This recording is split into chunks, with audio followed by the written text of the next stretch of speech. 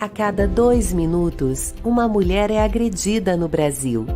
Para quebrar esse ciclo de violência, que pode ser tanto físico quanto psicológico, criamos o projeto Ela, um grupo de mulheres empoderadas que juntas combatem o fim de relacionamentos abusivos, assédios ou qualquer tipo de violência contra a mulher.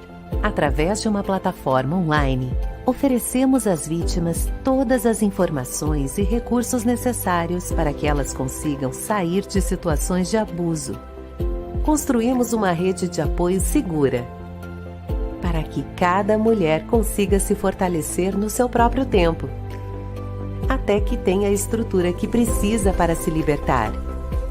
O projeto Ela conta com uma plataforma de cursos totalmente gratuitos e 100% online para mulheres que desejam evoluir em alguma área ou simplesmente adquirir conhecimento. Nossa visão é que não existe o impossível. Podemos tudo. Precisa de ajuda ou gostaria de ajudar? Entre em contato. Acesse nosso site e siga nossas redes sociais.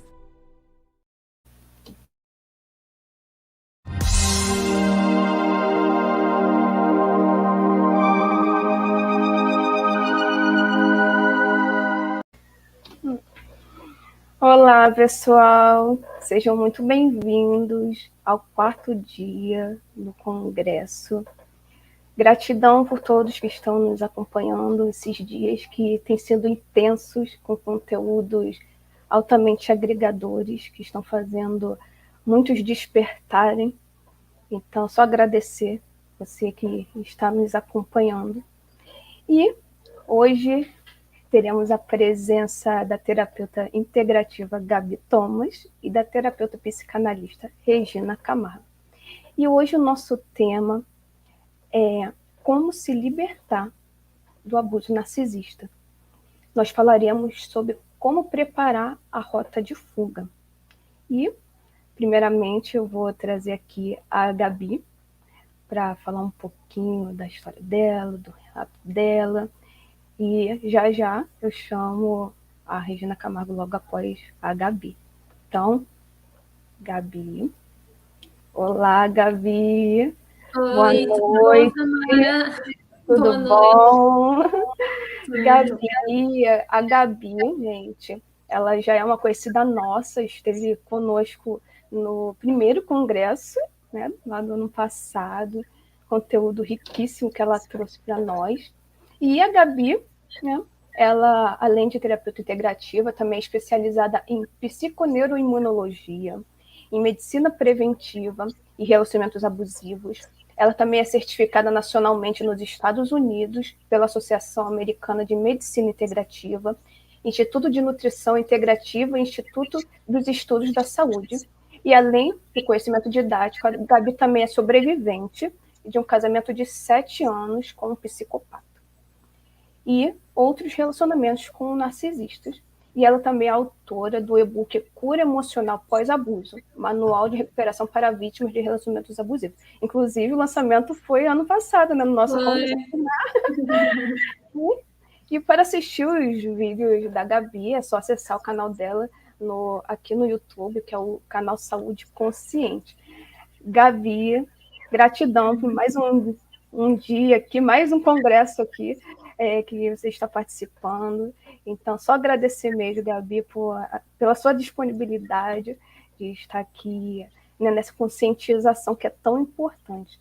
Então, Gabi, agora é contigo, sinta-se à vontade aí para falar com você, contar um pouquinho aí da sua história. Tá bom. Obrigada. Primeiro quero agradecer você, né, pelo convite e nessa coisa maravilhosa que a gente está fazendo junto, conscientizando as pessoas contra o abuso narcisista.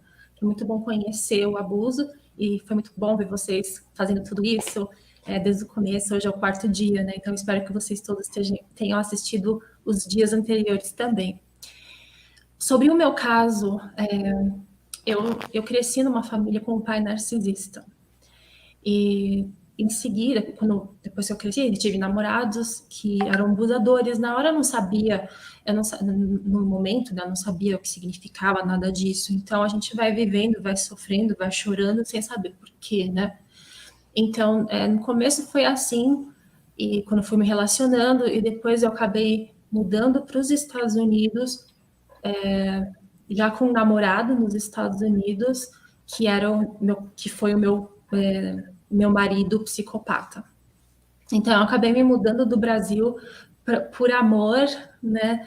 E acabei ficando por lá até pouco tempo. Fiquei por lá quase 20 anos, voltei nesse ano aqui agora.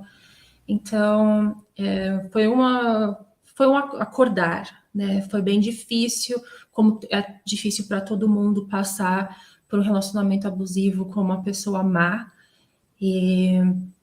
Mas a gente é forte, a gente descobre durante a vida que a gente é forte. Mas os abusos eram muitos, eram todos os tipos de abuso físico, emocional, psicológico.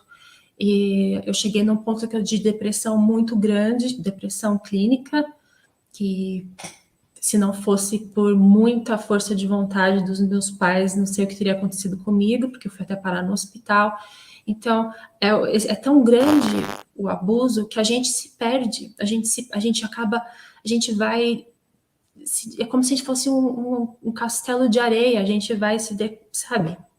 Não sobra nada no final, a gente se sente como um lixo mesmo, porque a gente dá o máximo, a gente se dá o melhor para as pessoas que a gente ama, e no final das contas a gente vê que todo aquele amor não valeu para nada, todo aquele amor não é nada, sabe? A pessoa não dá valor para nada, o nosso melhor não é nada para eles.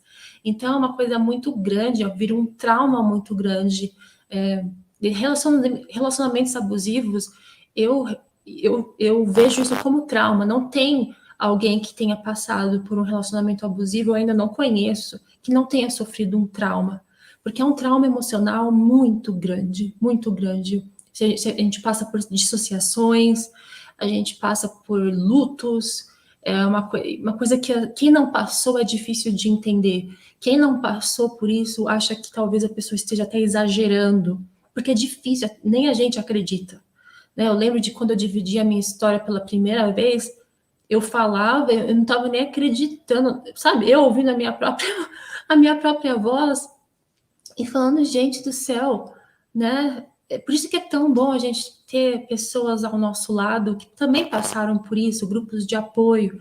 Por isso que eu fiz um grupo de apoio super seguro agora no Hotmart. Se vocês quiserem fazer parte também, fica à disposição. Só lá vai no meu canal, no meu website, que é www.saudeconsciente.com, e lá vai ter todas as informações de grupo de apoio, terapia em grupo, baratinho.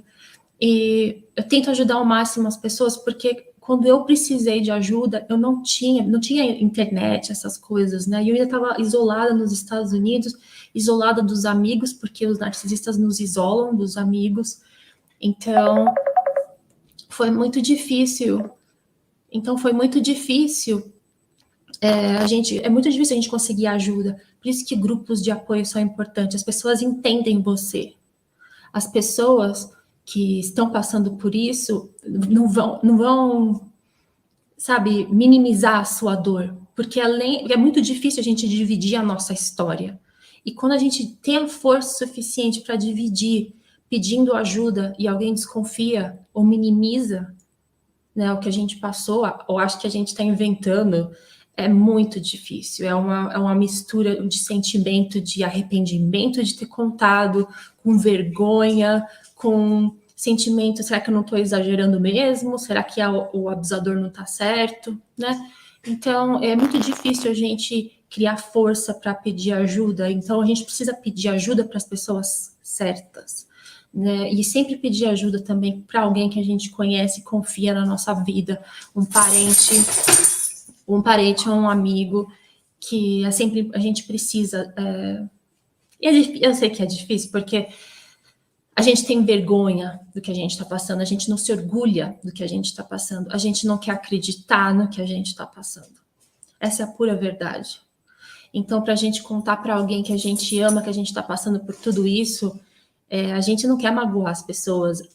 porque a gente acha que ama aquela pessoa que a gente tá junto, abusadora, a gente quer proteger a pessoa também dos outros. Então a gente não divide o abuso muitas vezes porque a gente acha que a pessoa vai mudar e a gente não quer falar nada de mal sobre elas, porque quando ela mudar, sabe, a pessoa ela não quer que ninguém fique contra ela, né? Então é muito complicado de pedir ajuda, mas é uma coisa crucial. A gente precisa sim, porque é quase impossível sair dessa sozinho.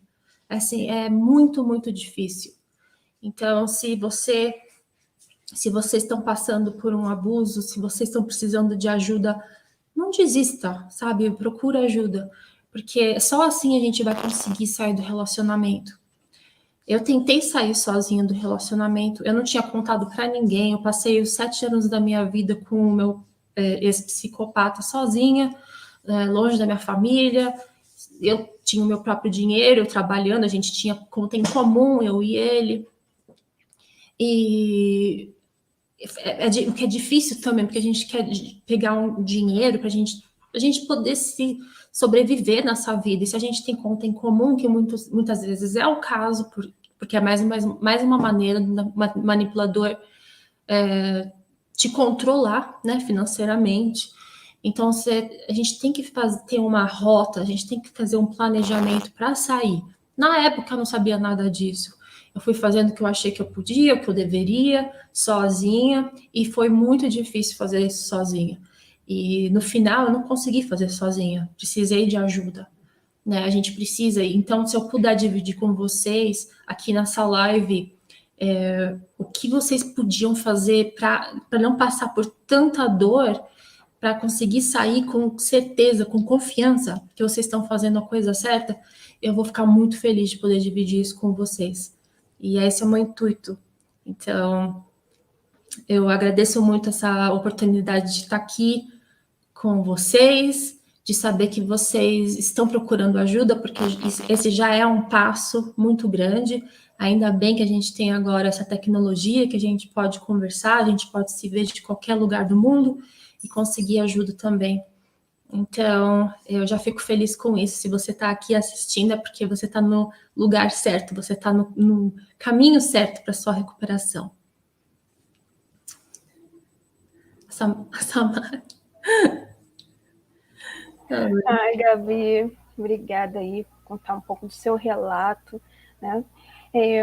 Hoje, através da sua experiência, você pode estar ajudando outras pessoas, e isso é lindo, né, de se ver como vítimas, que foram vítimas do abuso, né, conseguem se reerguer e hoje ressignificam o que aconteceu, ajudando outras pessoas, e isso é muito lindo de se ver.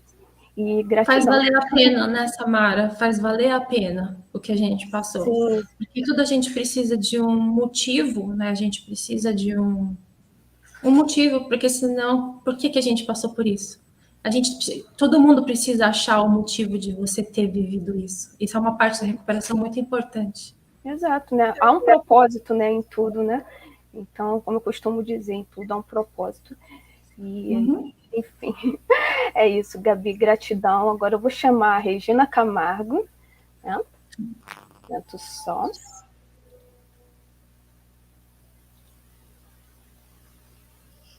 Olá, Regina. Oi, Samara.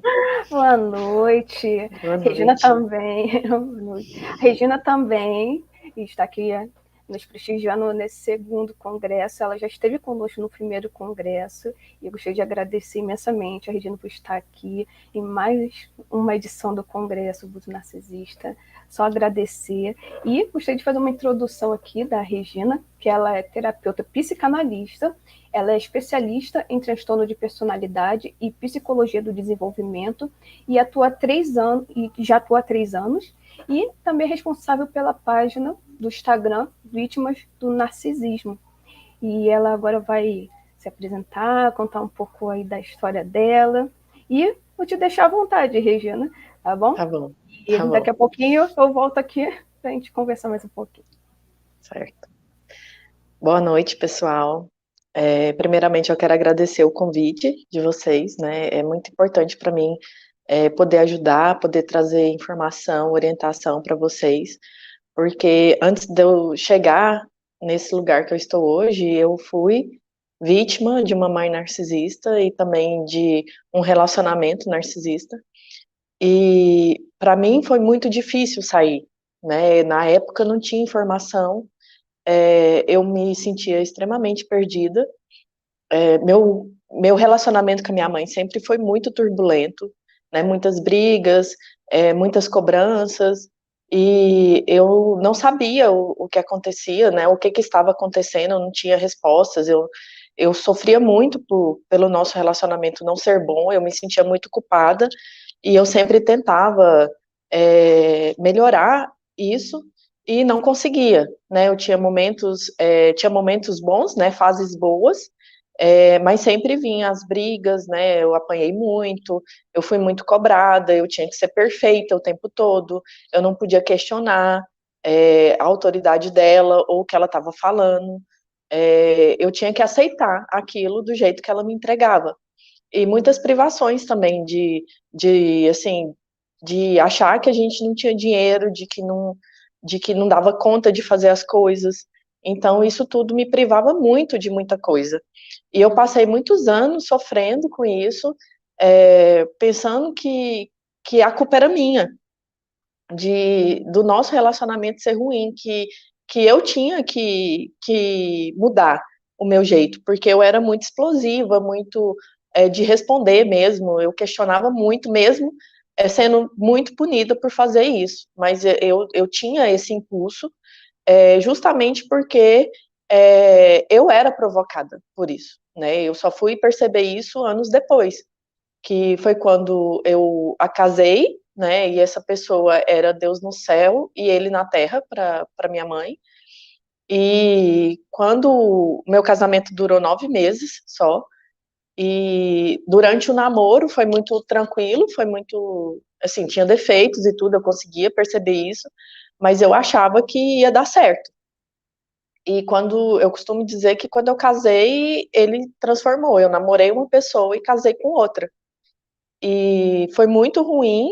E ao mesmo tempo que ela gostava dele, ela ficava me instigando a sair daquela relação, que aquela relação não era boa para mim. Eu sofri 2 agressões, e na segunda eu saí. Na primeira, eu ainda, como eu fui criada no lar religioso, eu me sentia muito culpada de pedir para sair, né, de pedir o divórcio, da separação, então eu ainda segurei mais um tempo, mas aí não deu.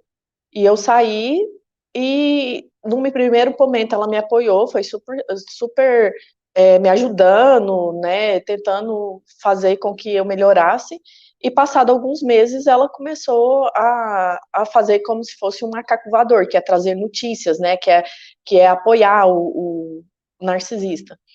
E aquilo me machucava mais ainda. E eu pedia para ela parar e ela não parava.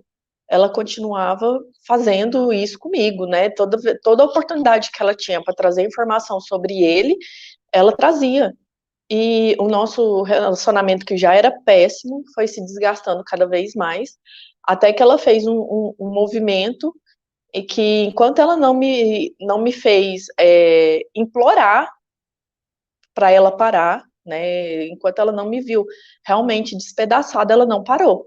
Ela foi um ataque que ela fez por causa de uma fala minha, que eu disse para ela que eu estava cansada de ser colocada como um papel de companheira dela, que eu queria ser só filha, que eu estava cansada de tentar atender as expectativas dela, sendo que eu era só filha, que eu não queria mais aquele lugar de como se eu fosse marido dela. Eu cheguei a falar isso para ela.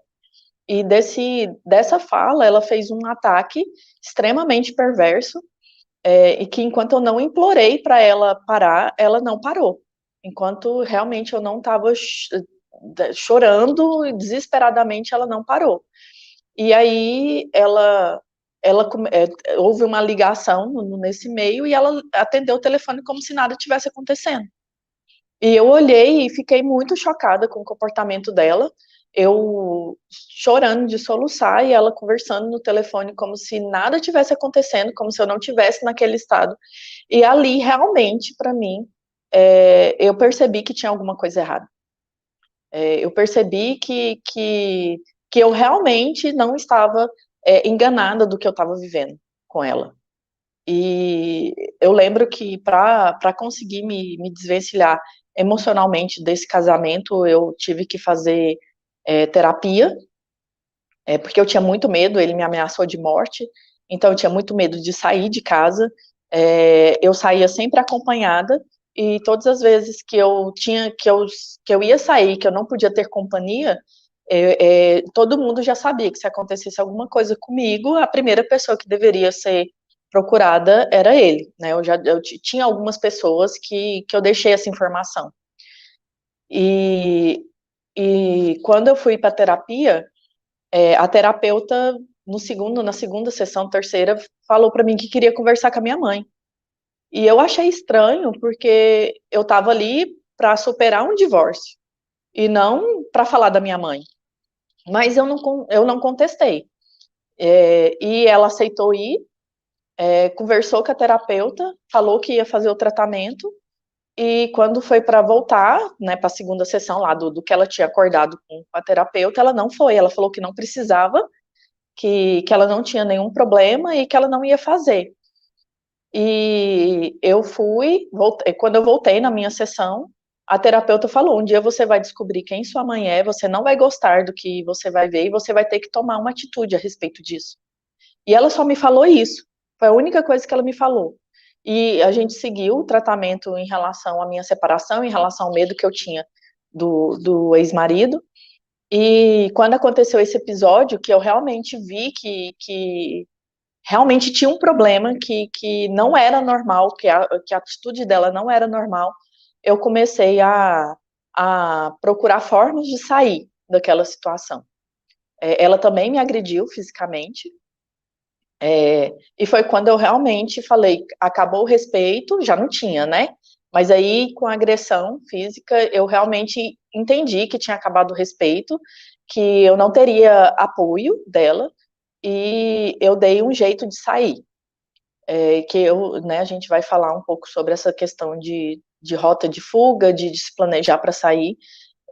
Eu dei um jeito de sair, eu tive alguns amigos que me apoiaram, e ela me perseguiu e por muito tempo, me atacando, ela me difamou para as pessoas, ela falou que eu tinha abandonado ela, que eu não a respeitava, ela inverteu a história da agressão, falando que eu que tinha agredido ela, então muitas pessoas compraram essa história, então eu tive que me isolar de todo mundo, né, além de estar sozinha, tentando sobreviver, eu tive que me isolar de família, de amigos em comum e tudo. Só que um lado que ela fez com os meus amigos mais próximos foi atacar eles, né? Ela viu que tinha algumas pessoas, né, alguns amigos meus que estavam me ajudando, e ela foi de um por um atacando, né? Pegava alguma coisa que ela achava errado que aquela pessoa tinha feito,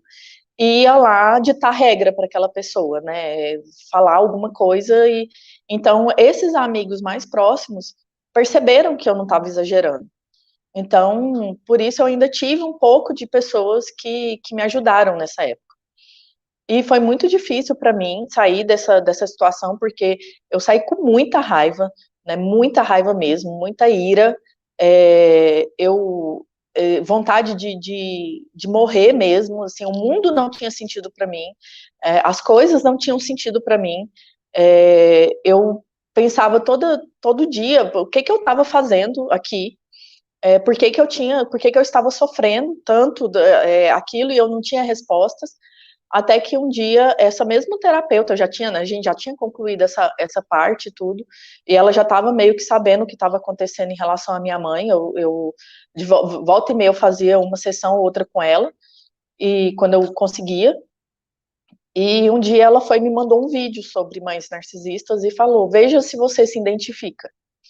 Ela não era dessa área, né, talvez ela tenha acessado essa informação ali naquele momento e me mandou, e eu chorei quando eu comecei a assistir o vídeo. Assim, era como se eu realmente estivesse vendo o comportamento da minha mãe e tudo que eu vivi ali. naquele vídeo. E ali foi a minha primeira resposta sobre o que eu estava vivendo. Né? Foi a primeira vez que alguma coisa, depois de tantos anos, fez sentido. E eu comecei a ir atrás de informação, que era pouquíssima, né? Não tinha pessoas que falavam sobre isso. Achei alguns grupos ali de vítimas que relatavam o que elas viviam, e eu comecei a ir atrás de informação, eu comecei a buscar informação, e quanto mais eu lia, mais sentido fazia o que minha mãe fazia comigo. Eu começava a encaixar os comportamentos dela, né, e até identificar mentiras que ela tinha feito comigo, né, que ela tinha criado um gaslight comigo, que eu comecei a identificar. E mesmo na minha dor, mesmo no meu sofrimento, eu comecei a questionar o porquê que essas informações não estavam disponíveis. Por que era tão difícil acessar isso? Por que era tão difícil encontrar alguém que soubesse o que é transtorno de personalidade narcisista? E foi quando eu realmente me coloquei a estudar, né? A ser alguém que pudesse trazer essas informações. Então, comecei a fazer curso, comecei a correr atrás de fazer esse movimento, mas com muito medo ainda, né? Muito medo da exposição, muito medo dela descobrir e o ataque ser muito maior do que eu já tinha vivido. Mas a minha angústia de saber que tinham pessoas que estavam sofrendo sem informação falava mais alto. Eu não conseguia, eu não queria que ninguém passasse pelo que eu passei, por esse silêncio, por essa falta de informação, por essa falta de apoio. E foi quando eu decidi abrir o meu Instagram, né? Primeiro eu abri um muito específico sobre mães narcisistas, e depois eu ganhei esse Instagram do Vítimas do Narcisismo, que eu falo tanto de relacionamento quanto de mães, pais narcisistas. E eu comecei a difundir informação, falando informação. Enquanto eu terminava os meus cursos, eu comecei a lançar os meus relatos, a história, e trazendo também informações mais específicas sobre o transtorno, né, à luz da psicologia e da psicanálise. E com isso eu fui... as pessoas foram chegando, e as pessoas foram se identificando, e as pessoas foram agradecendo por conseguir ter informação, e aí as coisas começaram realmente a fazer sentido. Eu realmente estava vendo que esse era o caminho, que cada agradecimento que chegava até mim, aquilo eu falava, essa pessoa não está sozinha, como eu estive um dia. Essa pessoa tem apoio, está valendo a pena. E então tem 3 anos aí, né? O Instagram tem mais tempo, mas tem 3 anos que eu realmente trabalho. O meu trabalho de atendimento é direcionado para vítimas de relações abusivas, independente se é com mãe, com pai, com namorado ou marido. E eu fiz esse movimento porque para mim era e é muito importante ajudar cada um de vocês.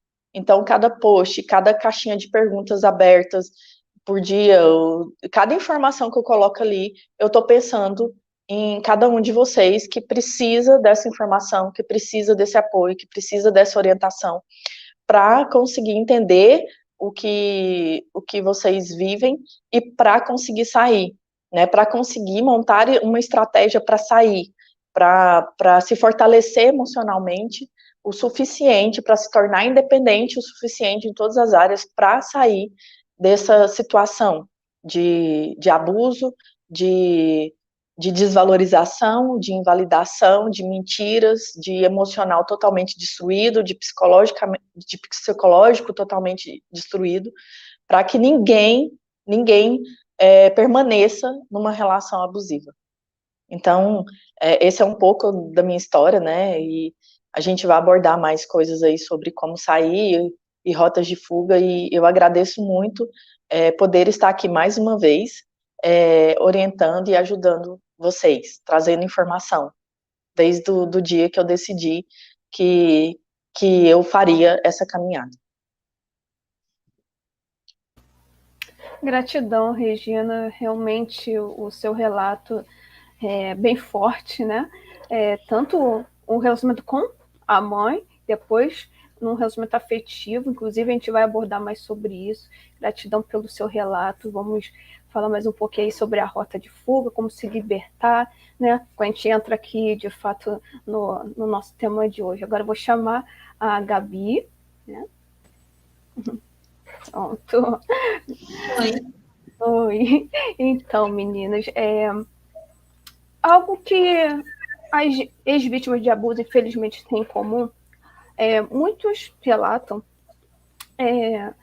que tiveram pais ou mães narcisistas.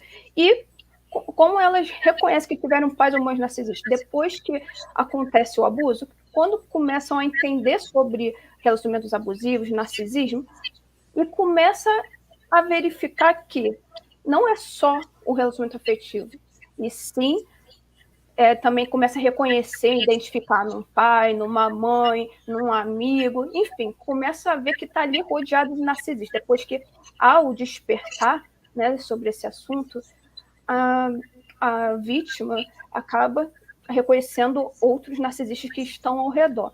Então, eu gostaria de saber assim, de vocês o seguinte, minha pergunta é, vocês acreditam que o fato de vocês terem tido pais, né, e mães narcisistas, no caso de vocês, contribuiu para que, de certa forma, meio que inconscientemente, atraíssem também um relacionamento afetivo para a vida de vocês? Sim, com certeza.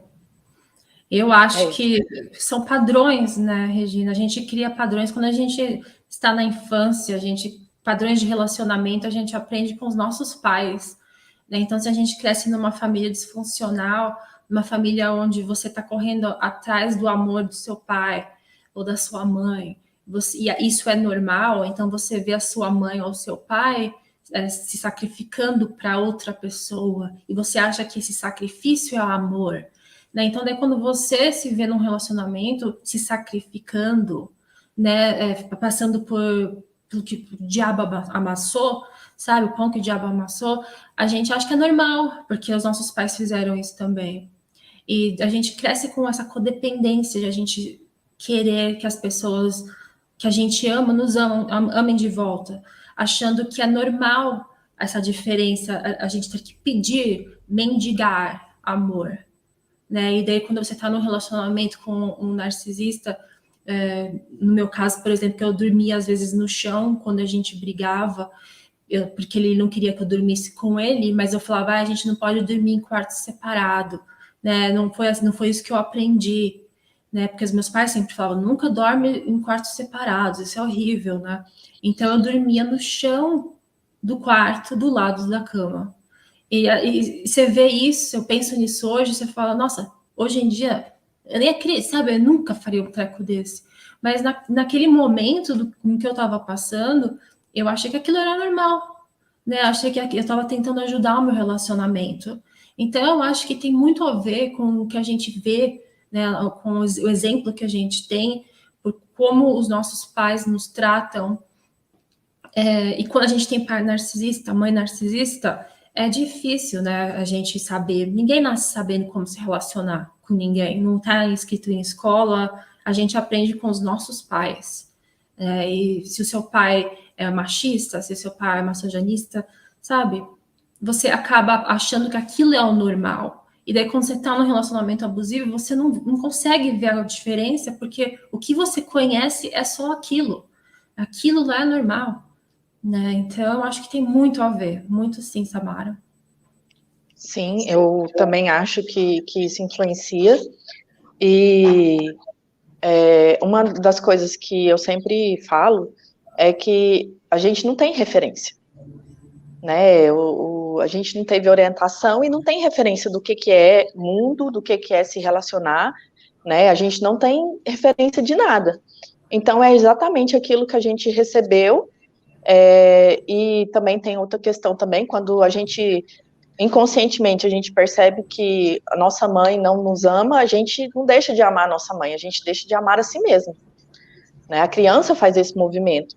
Então, a gente passa a querer esse amor de qualquer forma.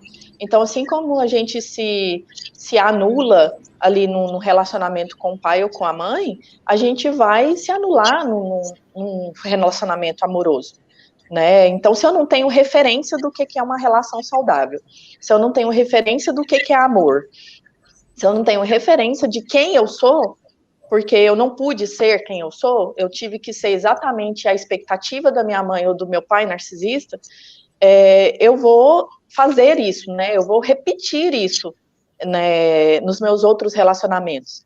Porque eu não sei, eu simplesmente não sei, eu não tive referência, como é que eu vou fazer diferente? Como que eu vou fazer, como que eu vou dar amor se eu não sei, se eu nunca recebi amor e se eu não sei como aquilo funciona? Como eu vou, como é que fala, questionar um abuso, uma fala abusiva, uma invalidação, uma mentira, se eu vivi isso o tempo todo? Se eu nunca pude questionar? Ou se eu não tenho referência do que é uma relação saudável? Então, a gente procura migalhas o tempo todo.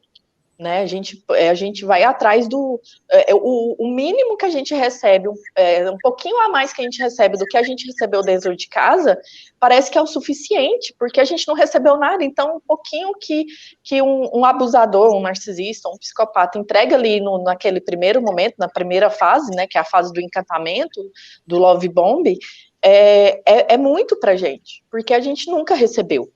Nunca recebeu. E também tem outro ponto de acreditar que a gente vai ser salvo por alguém, né? Que alguém vai nos salvar e vai tirar a gente daquele lugar e vai levar a gente para um lugar bom. A gente acha que é o outro que vai fazer esse movimento. Então, a busca também por um salvador. A busca por alguém que tire a gente daquilo e nos proteja. Sendo que esse movimento tem que ser da gente. Né, essa construção é eu que sou a minha salvadora, é eu que tenho que me proteger, é eu que tenho que me cuidar, é eu que tenho que buscar essas referências, né, cuidar do meu psicológico, do meu emocional, já que meu pai e minha mãe não foram capazes de fazer isso por mim. Então, se durante toda a vida de infância e adolescência eu não pude questionar, eu não pude entender isso, como que numa fase adulta eu consigo fazer esse movimento, sendo que toda a referência de relações interpessoais foi construída ali dentro de uma casa?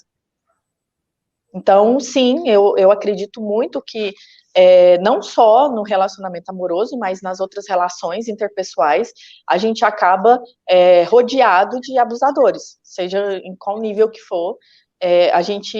O despertar às vezes é a própria relação que traz esse despertar em relação a pai e mãe, né? Foi o meu caso e é o caso de muitas vítimas.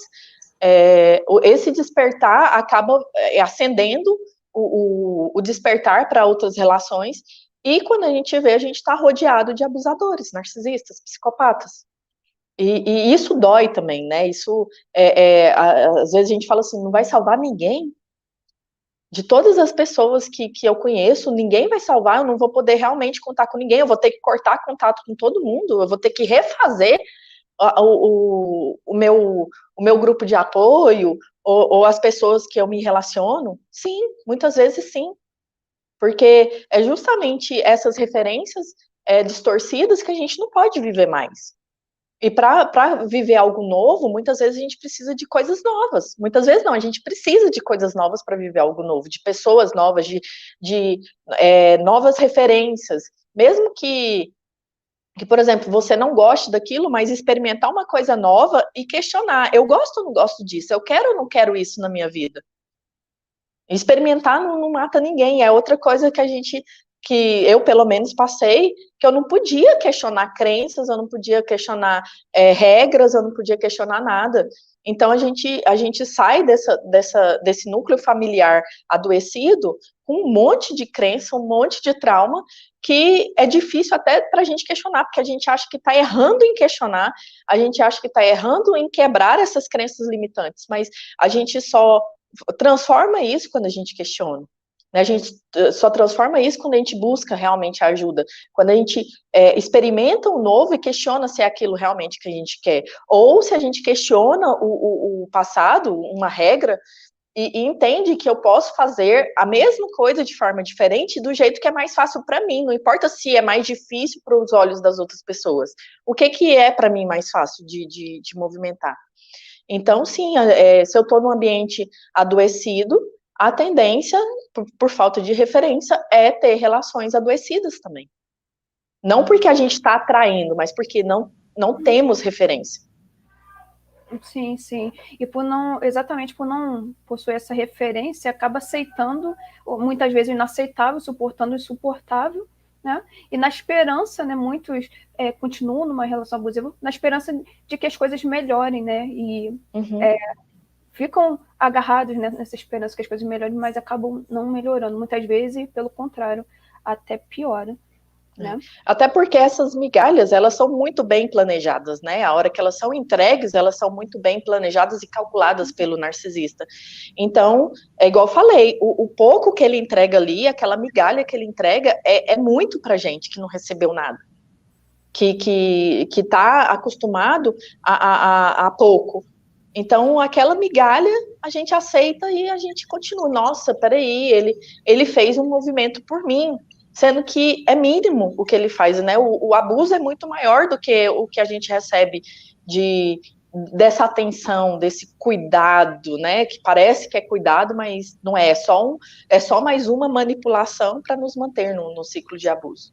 E geralmente essa migalha é alguma coisa que a gente ofereceu, uma informação que a gente mesmo deu para o abusador, que ele está usando isso, se espelhando na gente, no que a gente quer, não é uma coisa genuína. Né? Nem a migalha é genuína. Então, ele vê que você falou que você não gosta de tal coisa, que você sofreu com tal coisa, então ele faz o oposto para te deixar deslumbrada, sabe? Para você ficar apaixonada. E daí você vai e cai achando, nossa, ele é perfeito para mim. Nossa, foi isso que eu sonhei, foi tudo isso que eu sonhei. Mas foi isso tudo que você disse para ele. Né? Não foi uma coisa genuína, foi uma cópia do que ele soube que você contou para ele, que você gostaria, que você não teve, que ele está te dando pela primeira vez. Então agora ele é o salvador da pátria, agora vocês vão viver felizes para sempre, como na Disney, e tudo mentira. Esse que é o problema, porque a gente acaba não se conhecendo por muito tempo. Quando a gente está numa família disfuncional, a gente não sabe quem a gente é. A gente não sabe, a gente é o medo de não ser amado pelos nossos pais, porque como você disse, Regina, o narcisista, o pai narcisista, a mãe narcisista, pode não nos amar, não nos dar atenção, mas o que a gente precisa quando pequeno é segurança, não é nem amor. E segurança é uma coisa que eles não dão, né? É muito pelo contrário, a gente vive com medo, então a gente fica na busca de ser aceito, nessa busca de ser aceito. E a gente não se conhece, porque a gente acaba fazendo o que eles querem, a gente faz o que eles pedem, a gente se anula, se anula completamente, a gente deixa de se conhecer, né? E quando a gente passa por um relacionamento abusivo, isso continua de você não se conhecer, agora você está fazendo por outra pessoa, não é para você. Então, o que eu acho interessante, depois de sair de um relacionamento abusivo, que pela primeira vez a gente começa a se conhecer, quando a gente está se curando, quando a gente vai se recuperando, é o que você estava falando, Regina. O que você gosta? O que eu gosto? Sabe, eu lembro disso como se fosse, assim, ontem, que eu liguei a televisão, depois que o nosso relacionamento tinha acabado, meu marido e eu, meu ex-marido, eu estava assistindo televisão e coloquei no canal que ele sempre assistia. Daí eu fiquei assim, sabe? Eu não preciso assistir isso, mas eu fiquei com uma coisa tão estranha.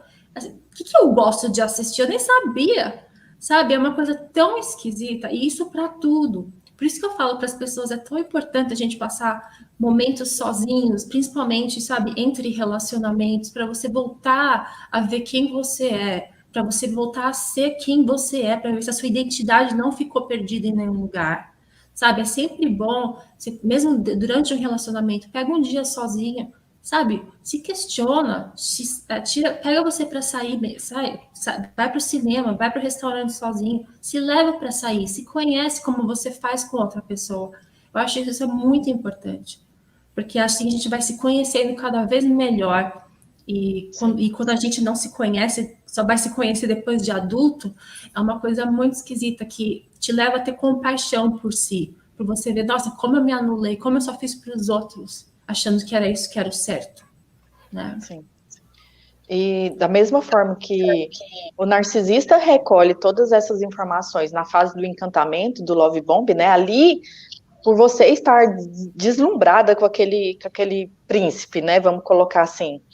E você dá todas as informações ali, naquela fase.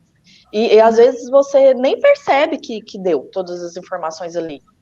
Então, ele recolhe tudo isso e também a nossa mãe ou o pai narcisista, eles fazem com que eles instalam isso na gente, né? Esses traumas, esses gatilhos, eles sabem exatamente o que a gente gostaria, né? O que a gente queria, e eles também usam isso contra a gente. Então, quando você falou, né, Gabi, da segurança, que o que a gente precisava era de segurança, de proteção, isso é a forma da gente entender o amor também, né? Se eu me sinto segura, se eu me sinto protegida, eu sei que eu estou sendo amada, inconscientemente.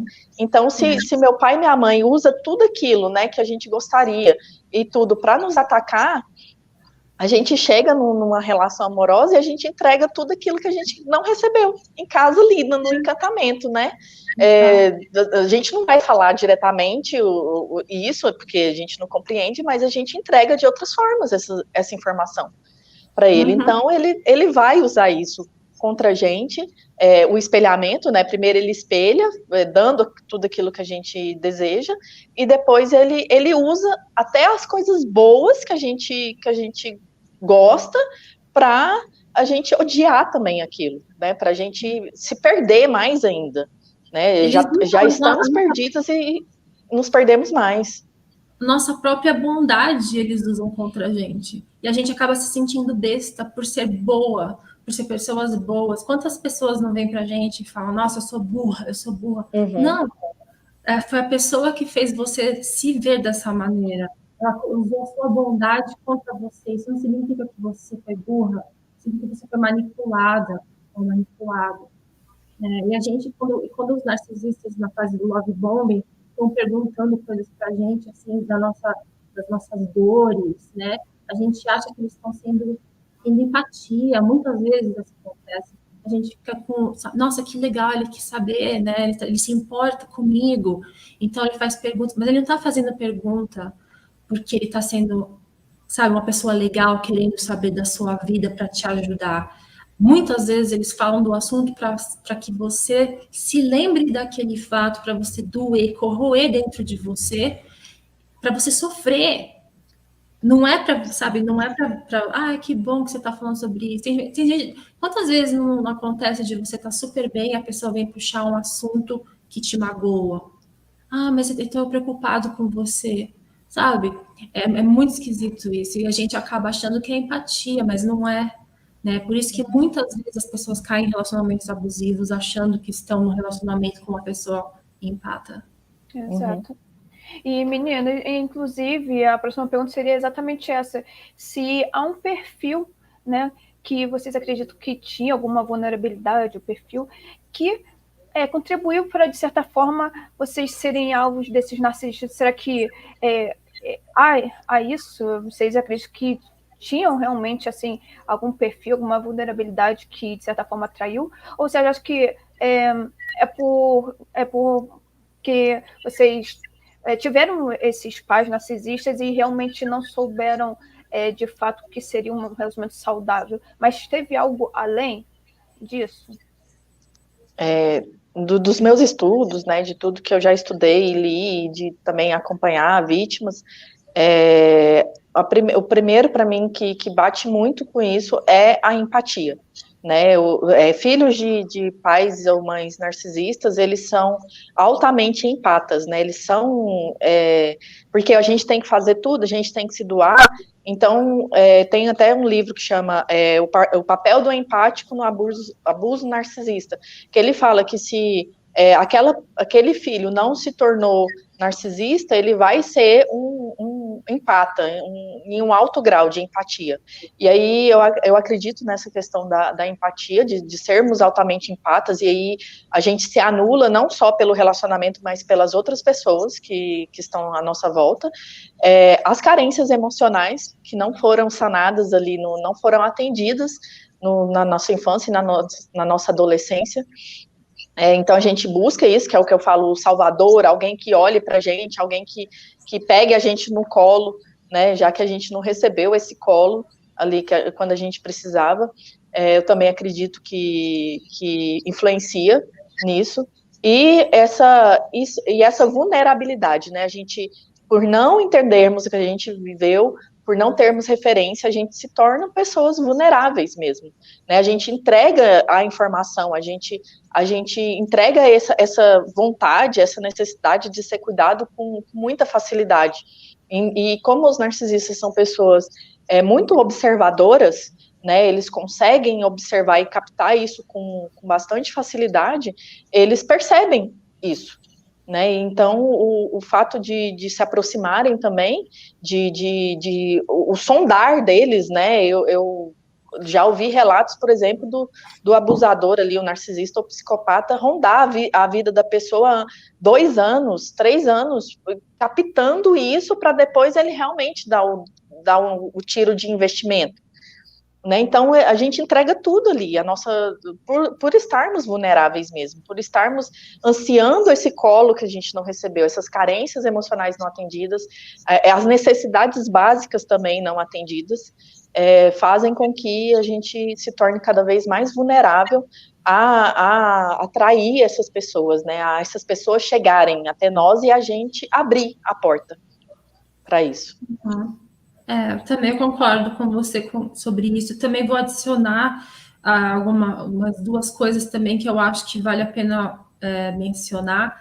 A codependência, né? Essa codependência que a gente criou, esse padrão de codependência que a gente criou na infância, com certeza leva, que é basicamente o que você disse agora, né, Regina? Como também a falta de amor próprio.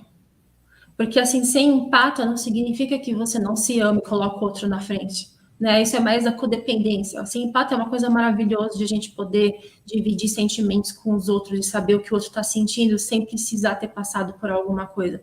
Eu acho que isso é um presente se a gente tem isso com a gente, né? Infelizmente, os narcisistas usam isso contra a gente porque se fazem de coitado e sabem que a gente vai ficar com pena, né? O tipo de coisa. Então, mas se a gente tem quando a gente se ama menos, é aí que é o perigo.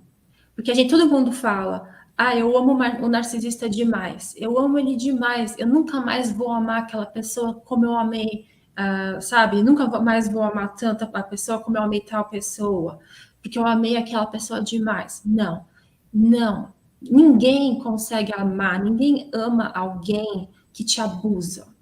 Isso é lavagem cerebral, sabe? Isso não é normal. A gente corre do fogo, a gente não vai para o fogo. Todos os animais são assim, todos, inclusive a gente.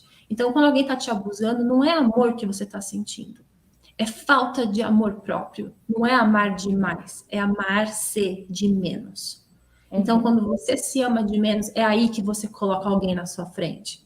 Porque se você se ama e você se respeita, se alguém fala alguma coisa para você que é um insulto, se alguém te levanta a mão para você, você sai, né? Mas quando você está com a lavagem cerebral, quando você não está mais se amando, quando você coloca a pessoa na frente e se não coloca, fica se sentindo culpado, né? Se acha que está errado se colocar em primeiro lugar, acha que está sendo egoísta. É por isso que eu falo, gente, sabe? Se todo mundo se colocar em primeiro lugar, ninguém sobra, ninguém. Sabe? Então, cada um tem que fazer por si, tem que achar a felicidade está dentro da gente, só a gente sabe o que faz a gente feliz. Então, se faz feliz, né? Não coloca a sua felicidade na mão de ninguém, né? Mas eu acho que isso também, a falta de amor próprio é uma coisa que acaba sendo um padrão também, que vem da infância, a gente aprende isso, né? Na infância, quando a gente está lidando com narcisistas, ou então eles nos levam Porque quantas vezes também, vamos falar sério, né? A gente está super bem, saímos de um relacionamento saudável, não sei, e daí encontramos uma pessoa narcisista que achávamos que era uma pessoa boa, e essa pessoa acaba virando aquele monstro, e daí, de repente, você se vê, nossa, eu só tô completamente diferente, eu não era assim. Né? Eu era uma pessoa feliz, eu era uma pessoa, sabe, alegre, com tanta energia, e agora eu não estou mais assim. Porque aos pouquinhos, essa pessoa narcisista ou abusadora, essa pessoa vai tirando a sua luz, vai apagando, vai fazendo você se duvidar, se desconfiar, você vai perdendo a autoconfiança. Cada vez que a gente perde a autoconfiança, a gente acaba pondo confiança na outra pessoa. Então, quando o relacionamento acaba, você não sabe o que fazer, você não confia em você mesmo. Quando vem a hora de você se relacionar até com amigos, você não sabe se está fazendo a coisa certa, você não confia em você, na sua capacidade de tomar uma decisão certa. É por isso que é difícil recomeçar, porque primeiro você precisa gostar, confiar em você, né? Mas eu acho que tem tudo a ver com isso também. E esse ato também, né, Gabi, da gente justificar o que a gente passa, né? Justificar o abusador, né? Ah, ele fez isso porque ele estava nervoso, ah, ele fez isso porque ele passou raiva no serviço, ah, ele fez isso porque ele está chateado com alguma coisa, assim. A tendência da gente de justificar aquele abuso, aquela situação ali. E você falou um ponto muito importante também do egoísmo, né? Que a nossa sociedade julga o egoísmo como algo ruim. E existe um equilíbrio, né? Existe um egoísmo saudável que a gente precisa ter, que é exatamente isso que você está trazendo do amor próprio, né? Então, assim, saber dizer não. E a pessoa o abusador faz muito isso, o narcisista faz muito isso, de chamar a gente de egoísta quando a gente fala não. Né? Ah, você está sendo egoísta, olha o tanto de coisa que eu fiz por você. E a gente tem direito de falar não. E o principal... E o principal, assim, porque a gente vem, assim, do não, de ter que justificar o nosso não. Então, eu vejo muitas pessoas falando, mas o que eu vou falar? Se eu falar não, o que eu vou falar? Gente, não quero, e ponto final. A gente não tem que justificar, a gente não tem que... e aí a gente fica naquele sofrimento mental de buscar justificativas, tanto para o que o abusador está fazendo, quanto para a nossa posição.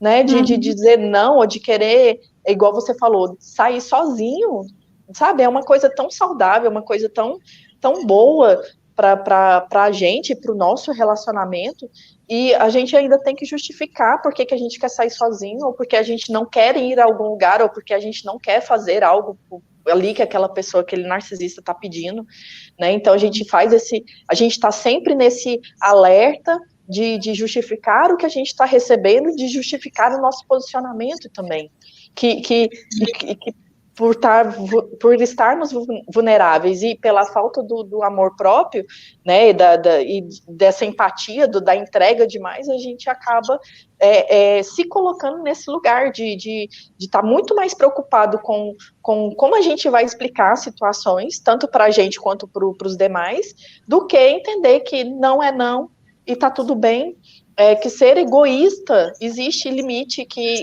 existe o egoísmo saudável, eu tenho o direito de ser egoísta, sim, em muitas situações, e de se preservar. E igual você falou, o nosso instinto seria de fugir, e esse mecanismo não está funcionando, né? Esse alarme, né? Esse alerta, esse medo que o medo deveria ser para nos proteger, ele acaba sendo um medo que nos prende a relação, que nos trava ali. Exatamente. Inclusive, você falou sobre o não, né? E o não muitas vezes é libertador. Né, como a gente está falando aqui no nosso tema de hoje, é como se libertar do abuso narcisista. E impor limites não é ser egoísta, e sim para a nossa própria proteção. Né? Então, isso é muito importante a gente reforçar, né, porque muitas vezes a vítima é tão permissiva, quer sempre fazer as vontades do abusador e acaba se perdendo dela mesma. Né? Como a Gabi falou, que até foi estranho após a relação dela, ela assistia um programa que era o abusador que gostava. Então, até ela se reencontrar, né, e se perguntar, gente, o que eu gosto de verdade? Porque eu estava vivendo, acabou vivendo assim, a vida do abusador, né? Gostando das mesmas coisas que ele gosta, né? Então, assim, é muito importante, né? Como estamos falando aqui, né? Deixar bem claro que o não é egoísmo, e sim é libertador, né? Impor limites, né? Porque é muito importante se posicionar, né? Porque o narcisista faz isso. Ele induz, né, manipula, usa de várias estratégias de manipulação para que a outra pessoa faça aquilo que ele quer, né? Inclusive, é uma técnica também chamada psicologia reversa, que acaba induzindo a vítima a fazer aquilo que ele quer, parecendo que ela que quer aquilo, mas não é. É ele que quer que ela faça aquilo, né? É uma resposta dele, né? Eu até já fiz uma live falando sobre as principais estratégias de manipulação dos narcisistas, né? Não é o tema aqui de hoje, então não vou me aprofundar. Mas tenho mais uma pergunta para vocês, que, assim, infelizmente, as vítimas, né, de relacionamentos abusivos são muito julgadas. Vale aquela máxima, né, que é clichê, né, mas só entende quem passa. E muitas vezes uma vítima não tem muitas pessoas assim, para contar, né, porque assim, vamos ser assim, sinceros aqui, né, bem realistas. Esse assunto de narcisismo só veio assim mais à tona com pouco tempo aqui no Brasil. Já é falado lá fora há algum tempo, só que aqui no Brasil, infelizmente, ainda está chegando mais, né? Hoje é mais falado, né? E bom por isso, graças a Deus. Mas ainda falta informação. Então, assim, muitas pessoas ainda estão, digamos, presas numa relação abusiva por falta de conhecimento também. E o tema, né, do nosso congresso desse ano é conhecimento que liberta, porque é através também do conhecimento que as pessoas são libertas de relacionamentos abusivos, né? A Regina falou que ela tomou conhecimento lá na terapia que ela fez, né? A Gabi também, né?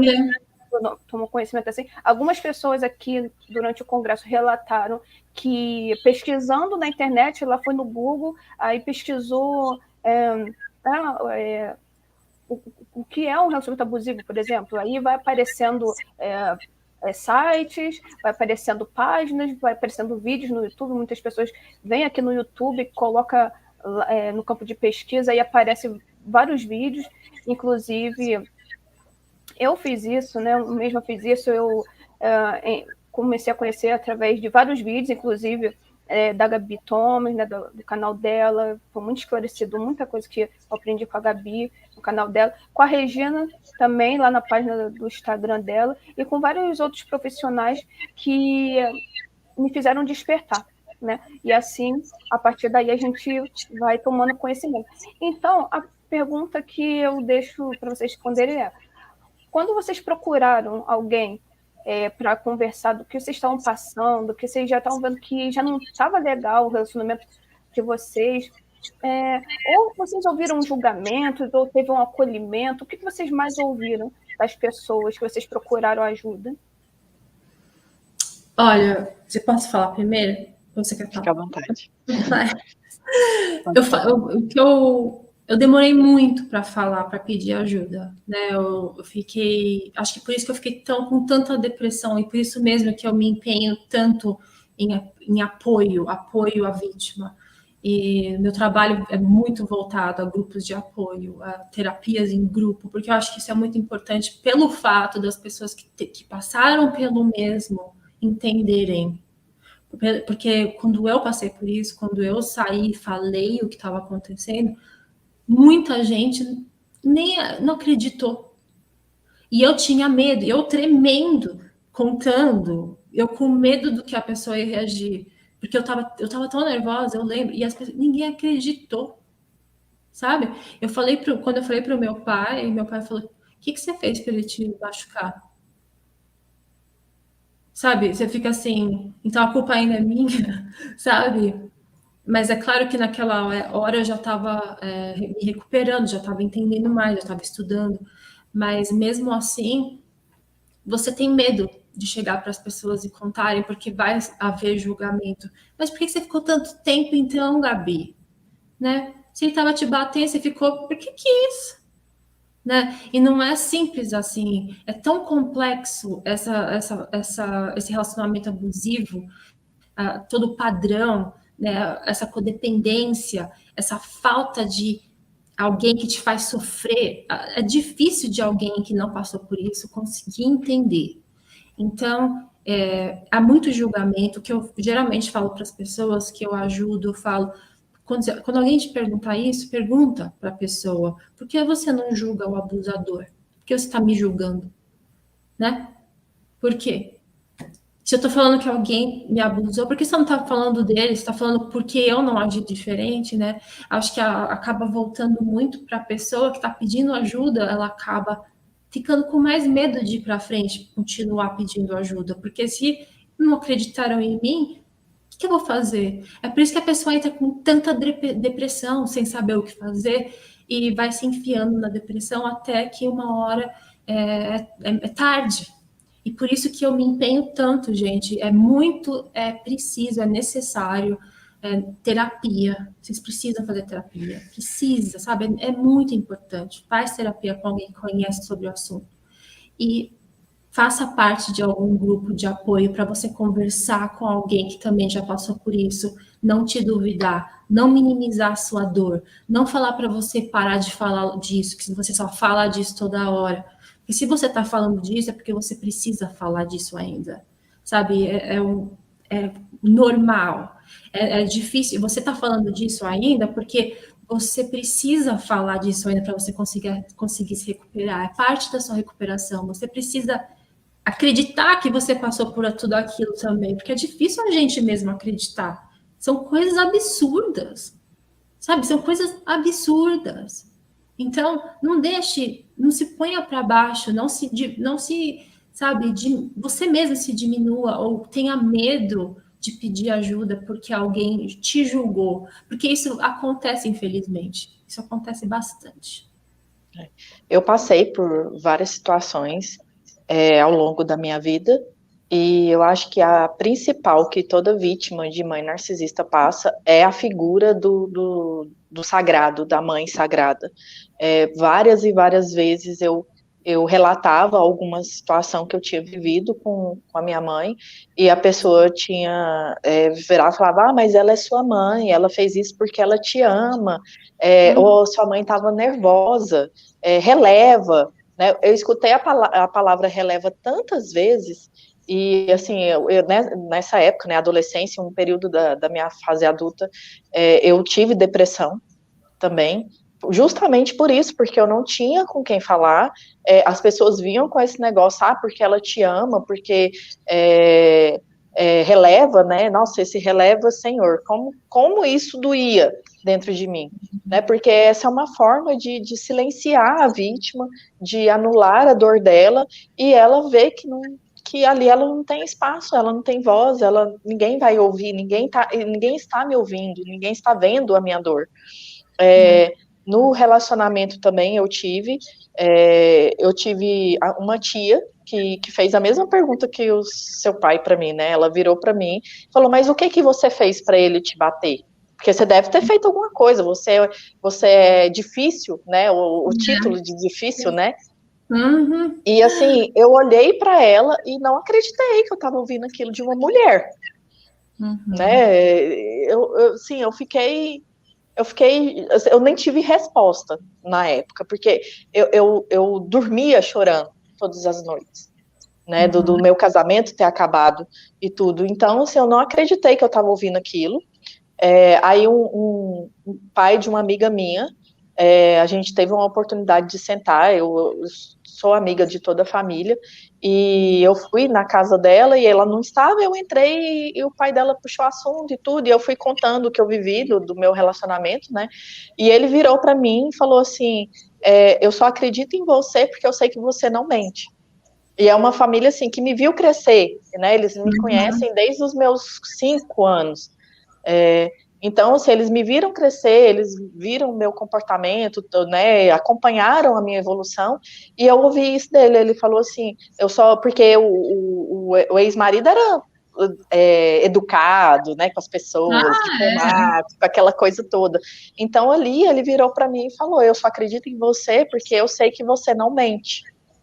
E assim, ao mesmo tempo que eu me senti aliviada de saber que aquela pessoa me conhecia o suficiente para saber que eu era incapaz de criar aquela história, eu senti assim que foi só isso que me salvou naquele momento de uma reprovação, né? De um julgamento, de um apontar de dedo.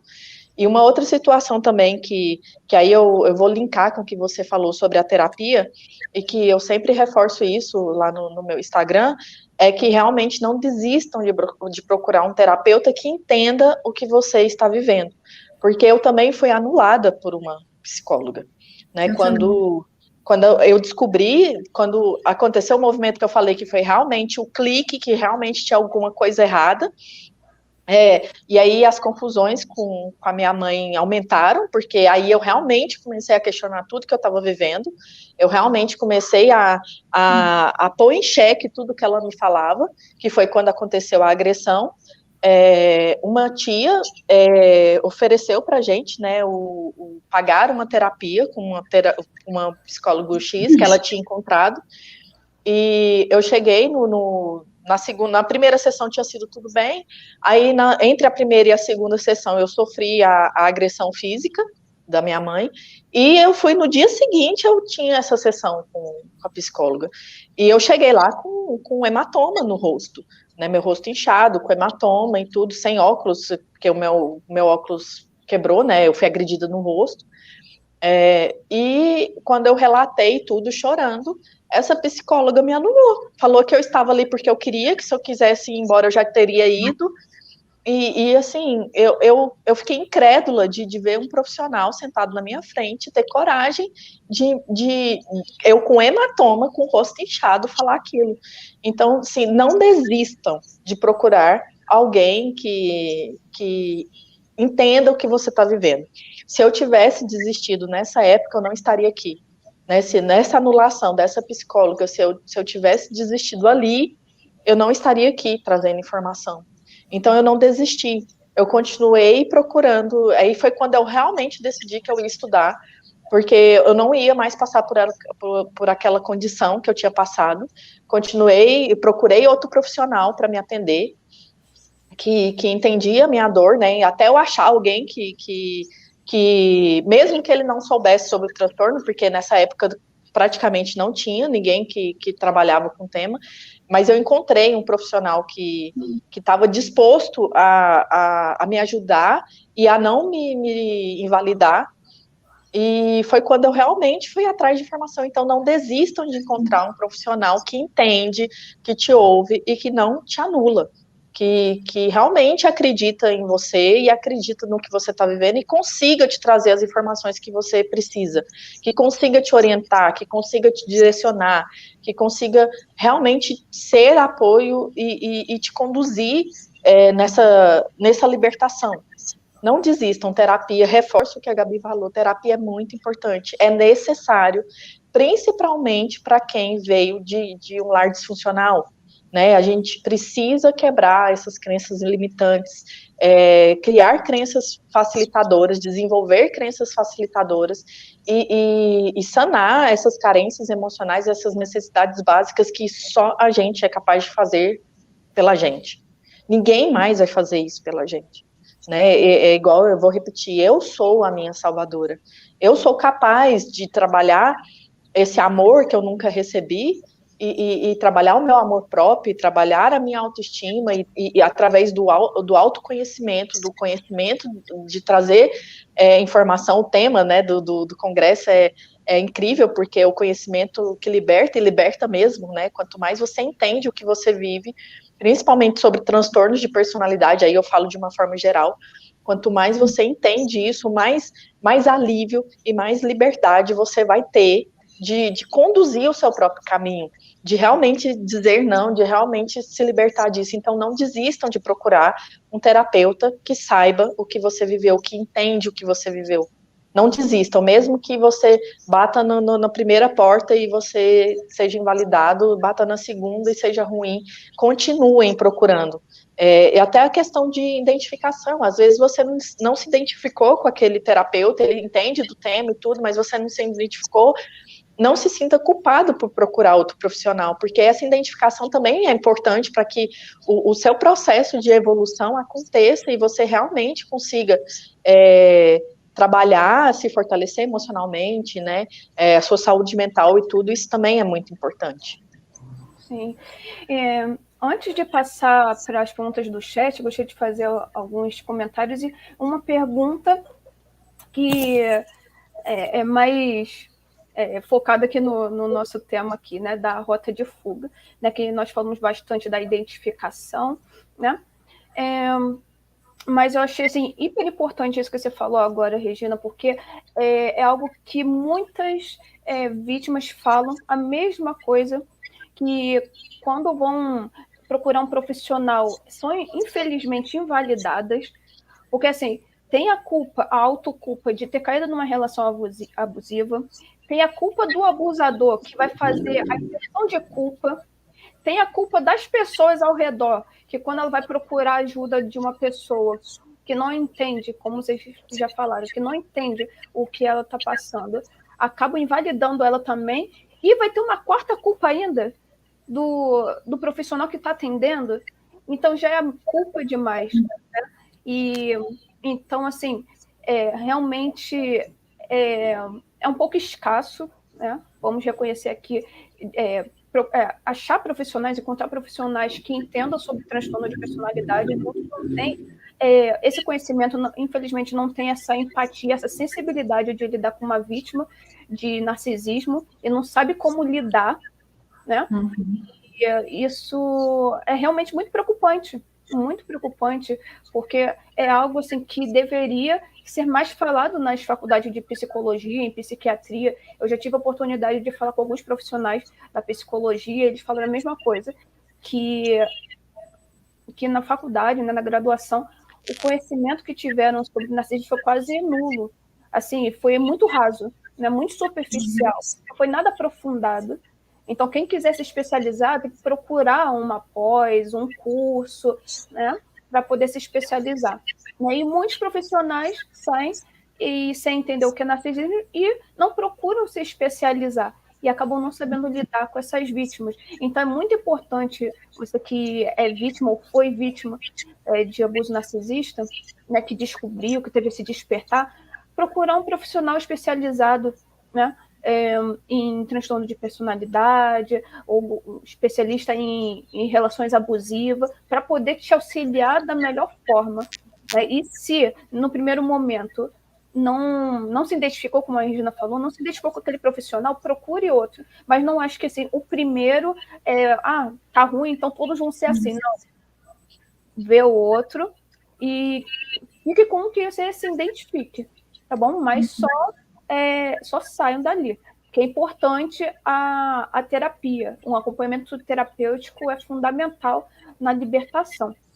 Tá bom? Agora, sim, uma pergunta que eu quero deixar aqui para vocês antes de entrar aqui nos nossos comentários, já vou aqui para o pessoal do chat. Gostaria de saber, assim, de fato, assim, de vocês, como que foi a libertação? Como que foi essa preparação para a rota de fuga? Vocês poderiam assim, explicar assim, de forma mais detalhada para as pessoas compreenderem? Porque assim, tem pessoas que falam assim, mas tem várias razões, realmente tem, que aprisionam uma vítima ao relacionamento abusivo, né? E cada um tem o seu motivo, né? A razão de estar ali naquela relação, ou no caso, se for pai narcisista, mãe, pai, estaria por alguma razão, e não é assim, como nós falamos, as pessoas que julgam, né? Você está ali porque quer, você pode sair a qualquer momento. Não é bem assim. Então, gostaria que vocês fossem de forma mais detalhada, né? Como a pessoa pode se preparar, uma pessoa que está passando por uma relação abusiva, seja em casa, no seio familiar, ou no relacionamento abusivo, como elas podem se preparar, fazer esse planejamento para preparar a rota de fuga para se libertar dessa relação. Tá, eu Vai, fala você. Uma coisa que eu vivi e que eu sei que isso acontece, né, em todo relacionamento com narcisista é a questão financeira. Com a minha mãe, todo o dinheiro que entrava não parava na minha mão, né? Eu tinha que ajudar dentro de casa e mesmo ajudando, eu ainda tinha que cumprir muitas regras que para mim não faziam sentido, mas o dinheiro não parava na minha mão. Era muito difícil eu conseguir alguma coisa, né? Eu recebia e não tinha dinheiro para comprar as coisas que eu queria. E quando eu percebi que tinha alguma coisa errada, antes desse clique, mas eu já queria ter a minha independência, queria sair de casa e não ter que dar satisfação ou cumprir regras, eu comecei a fazer uma poupança. Né, eu comecei a omitir o valor que eu realmente recebia e comecei a fazer uma poupança paralela para que eu tivesse uma reserva para poder fazer esse movimento. Então, a primeira coisa que eu acho importante é essa questão financeira, essa independência financeira. Então, quer dizer, ter um trabalho, prestar um serviço que te gere uma renda, que você consiga fazer ali uma reserva para que você consiga sair, né? Isso é muito importante, porque muitas vítimas são dependentes financeiros do narcisista, né? Isso é muito comum, eles tirarem a vítima do trabalho, né, de tudo. Então, é importante ter essa independência financeira, não querer tudo perfeito para sair. Então, quer dizer, se eu fosse olhar para tudo que eu tinha uma casa com tudo, né? Eu tinha uma casa com todas as necessidades materiais que eu precisava. E se você for esperar sair para ter tudo aquilo que você tem ali na sua casa, você não sai, porque é muito dinheiro para mobiliar uma casa, para, né, deixar a casa do jeito que você gostaria que fosse. Então, quando eu saí, que foi outra coisa também que eu sofri, porque ela não deixou eu levar nada do que eu não tinha pago, nada do que eu não tinha pago. Então, até tem um relato, assim, rapidamente, que eu tinha, quando eu me casei, eu comprei o jogo de quarto, né, e eu fiquei com esse jogo, e aí eu vendi a cama, porque eu não queria aquela cama ali, para mim não fazia sentido ter aquela cama, e fiquei com o guarda-roupa e uma cômoda. E eu não gostava não gostava daquilo, eu não queria aquilo, né? E quando ela reformou a casa onde nós morávamos, eu pedi para ela me dar um guarda-roupa e eu dava aquele que eu tinha para ela. E num primeiro momento ela falou que não ia dar, ela fez, eu não. Ela tinha muito esse movimento de tudo aquilo que eu queria muito, ela estragava e eu deixava de querer aquele negócio e aí ela me dava. Né, então eu sofria isso, e aí ela acabou comprando o guarda-roupa para mim, ela pegou o que eu tinha, e quando eu falei que eu ia me mudar, que eu já estava, aí eu já tinha planejado tudo, já tinha alugado o lugar, tudo na escondida, eu não contei, eu não contava mais a minha rotina, e eu fazia essas coisas, né, por exemplo, de olhar um lugar para morar, no intervalo de um trabalho e outro, que eu ia. Eu trabalhava em 2 empresas, então eu fazia isso no intervalo e outro do meu dia. Então, quando eu comuniquei que eu estava saindo, eu já tinha organizado tudo, já estava tudo pronto. E aí ela virou para mim e falou, você não vai levar o guarda-roupa, porque o guarda-roupa quem pagou fui eu. E aí eu virei para ela e falei assim, então a senhora desocupa o que está lá no quarto, porque aquele lá foi eu que paguei, então a senhora decide se eu vou levar aquele ou se eu vou levar o que a senhora me deu, mas um dos dois eu vou levar. E eu levei só o jogo de quarto que eu tinha e minhas coisas, mais nada. Ela não me deu nada, ela me impediu de levar qualquer outra coisa que tinha sido ela que pagou, e eu mudei exatamente com isso. Eu fui morar num quarto, numa suíte, né, um quarto com banheiro, exatamente com isso. Eu não tinha fogão, eu não tinha geladeira, eu não tinha nada, nada. E aí, naquele momento, o que eu fiz? Eu comprei uma como é que chama? Aquela panela de arroz, né, que tem, e uma grill. E um grill. Foi isso. Foi exatamente assim que eu saí. Então, não esperem que esteja tudo perfeito, que vocês tenham uma casa mobiliada com tudo que vocês precisam para sair. Eu sei que para quem tem filho, isso não funciona, porque realmente as crianças precisam de um lugar com tudo, né? Mas a organização financeira também influencia em você poder comprar o necessário ali para você e seus filhos. Né? Então, se eu estou falando isso porque eu não tenho filhos, então eu consegui fazer esse movimento. Mas esse movimento serve para quem não tem filhos, né? Não querer tudo perfeito, não querer tudo de uma vez, né? Eu só vou sair a hora que eu puder comprar tudo. Não, sai, gente. Essa libertação física é muito importante, muito importante. Outra coisa também, o voltar não é uma opção. Né, coloca na sua cabeça, voltar não é uma opção, esteja disposto a fazer tudo o que for preciso para não voltar para aquela situação, para aquilo, você nem cogitar a possibilidade de voltar para aquela realidade. Anotar tudo que você viveu, né, e aí, assim, a rota de fuga não é só física, ela tem que ser psicológica também, né, o mental também tem que estar caminhando junto com o físico. Então, anotar tudo que você viveu de maneira bem objetiva, né, sem justificar os abusos e tudo, sem justificar o narcisista, se manter consciente disso, procurar ajuda, né, que aí entra o grupo, o apoio, a rede de apoio, entra a terapia, né, entra a informação, né, ir atrás de informação, e às vezes o grupo de apoio vai ser uma pessoa, 2, mas é importante esse grupo de apoio, esse filtro, né, eu tinha um filtro também, né, eu tinha uma amiga, 2 amigas que tudo que chegava da minha mãe passava pela mão, pelos olhos dessas 2 pessoas, dependendo de onde eu estava. Eu tinha uma pessoa no trabalho e outra que foi a que me ajudou a mudar de casa, que filtravam tudo. Só chegava em mim exatamente o que eu podia ver naquele momento. Né, o que elas entendiam que aquilo não ia me afetar, não ia me atingir. Tanto que uma vez a minha mãe chegou aí numa das empresas que eu trabalhava e entregou um envelope. E eu comecei a tremer, porque eu achei que minha mãe ia fazer um barraco, alguma coisa assim, e ela entrou, entregou o envelope na recepção e foi embora.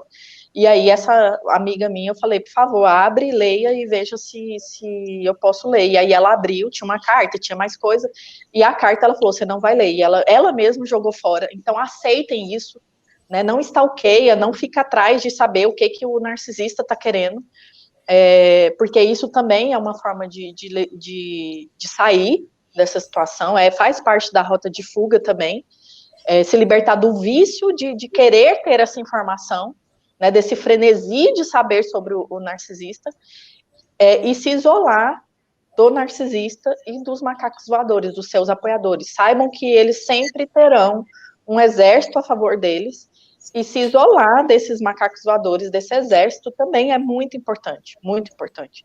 Porque quanto menos informação você tiver sobre o narcisista, quanto menos acesso ele tiver a você, mais fácil, né, mais fácil vai ser essa desconstrução e essa libertação.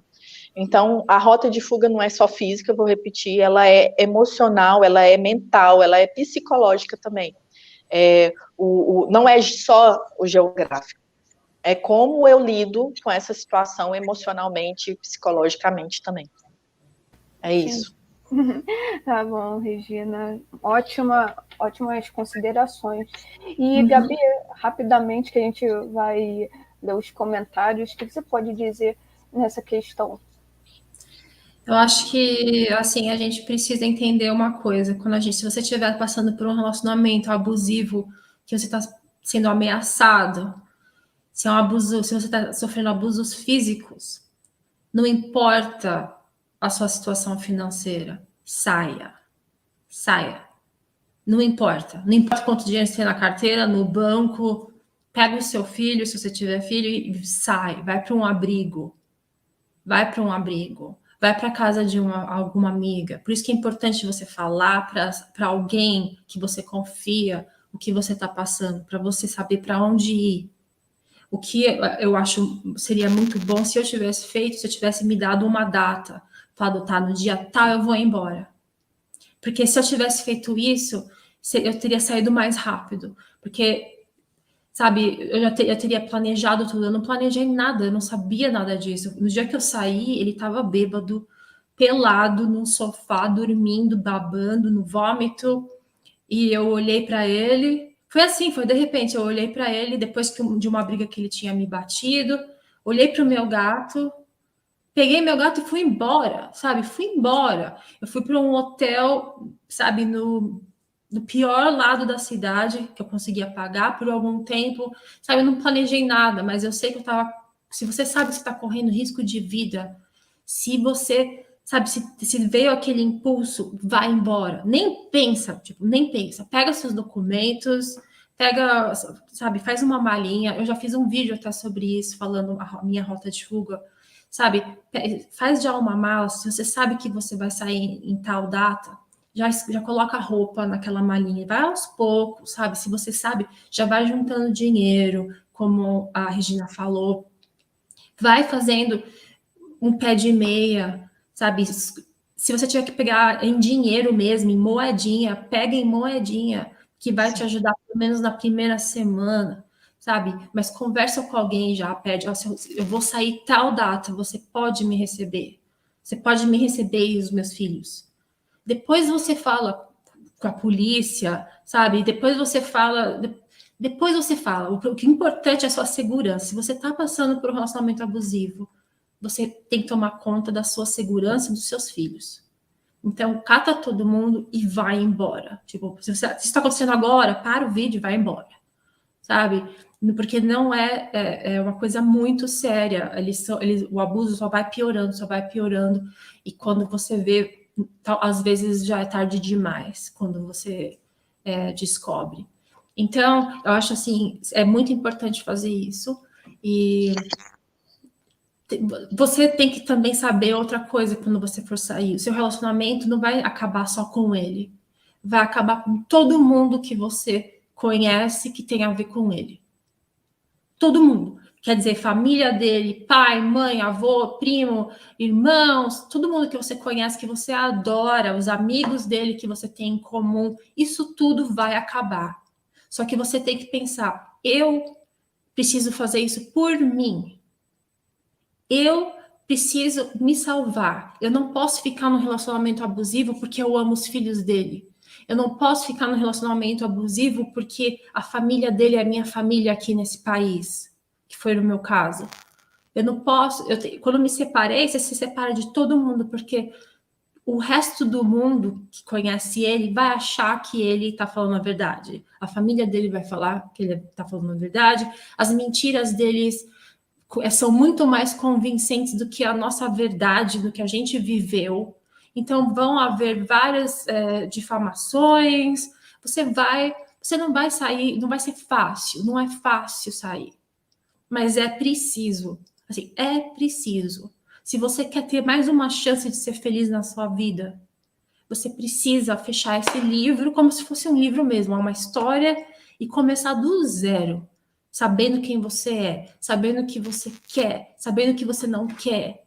Porque a gente sabe o que a gente não quer quando a gente sai do relacionamento. A gente precisa descobrir o que a gente quer. Esse que é a recuperação. Porque quanto mais a gente se conhece, mais confiança a gente tem na gente. Então, quando você sair, saiba disso. Não é fácil. Mas cata o que você precisa. Pega na mala, pega os seus filhos, pega os seus gatos, cachorro, e vai embora, porque você sabe que aquele momento é o primeiro passo da sua libertação. Depois vai ser difícil, mas a pior parte já passou, que é viver com uma pessoa abusadora. É o medo de não saber o que vai acontecer daqui a pouco. É o medo de achar que você não está sendo suficiente para alguém, que o seu melhor não é nada. Isso que é a pior parte, de você se sentir sozinho dentro de uma relação, dentro de um relacionamento com uma pessoa que você ama, ou acha que ama. Essa que é a parte difícil. Então, saia do relacionamento sabendo que você está fazendo isso por você, porque você precisa. Esse é o primeiro ato de amor próprio pós-relacionamento abusivo. Sair. Exatamente, ótimas colocações, Gabi. Sair realmente não é fácil, né? Inclusive, existe muitas vítimas que ficam indo e voltando, né? Tem aquele relacionamento ioiô, mas tudo isso é por conta de várias manipulações, né? Várias estratégias que o abusador usa, né? E aí fala, mas eu vou mudar, aí muda por um tempo, aí depois volta a ser até pior do que antes, né? Infelizmente, há muitos casos, né, de mulheres que vivem esse relacionamento ioiô mesmo, né, de ficar indo e voltando, e isso acaba ainda mais com o psicológico, né, como vocês mencionaram, né? E agora, isso aqui a gente já está estourando o tempo, mas eu vou colocar aqui alguns comentários que forem pertinentes, né, com o nosso assunto aqui.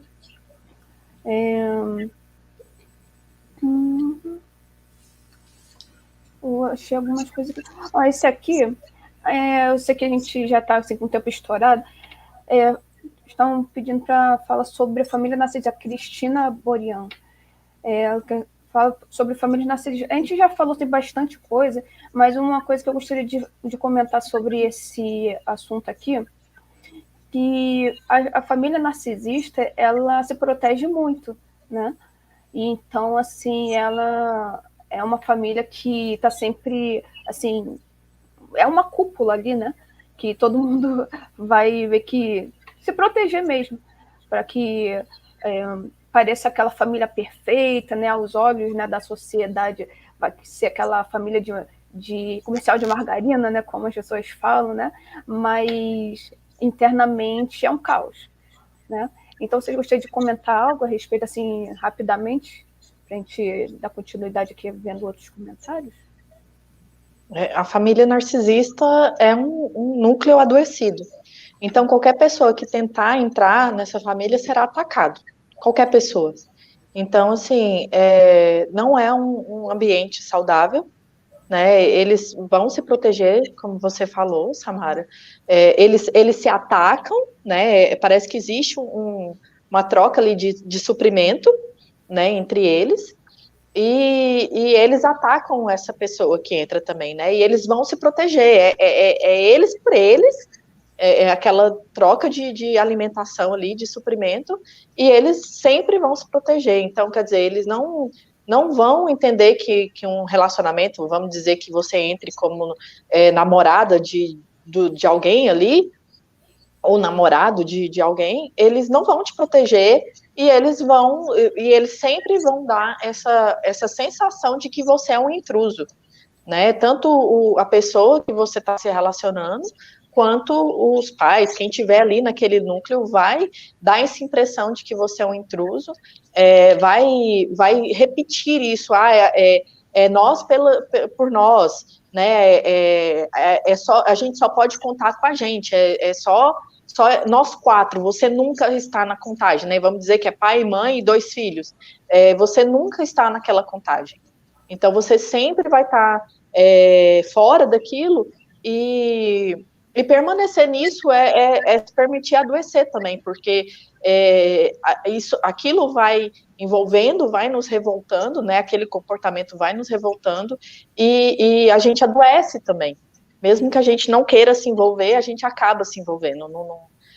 Do ser humano ir absorvendo essas coisas, né? A gente não consegue se proteger se a gente está sendo estimulado aquilo o tempo todo. Então, assim, quanto mais distante, melhor. Percebeu que o núcleo ali é totalmente adoecido, vai embora e não olha para trás. Não olha para trás. Sim, e é um ambiente muito tóxico, sim, como você bem falou, né, adoecido. E então, quem lida, né, com esse tipo de família, né, com esse núcleo, né, também acaba saindo, de certa forma, com alguma dor, né, adoecido, né, emocionalmente. Havia algo a falar sobre isso? Eu acho assim, as pessoas, na minha experiência e com as pessoas que eu ajudo, geralmente o que acontece quando você está numa família com alguém narcisista, A família é focada em uma pessoa só, nas vontades de uma pessoa só.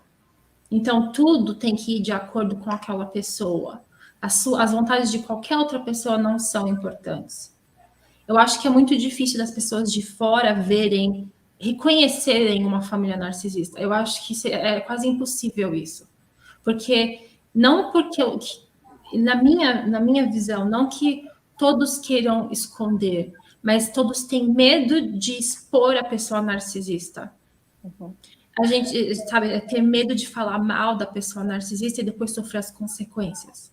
Então, as pessoas que estão sofrendo o abuso, elas ficam quietas e continuam vivendo aquela mentira para o resto do mundo para proteger o narcisista, que é geralmente o que acaba acontecendo depois em outros relacionamentos.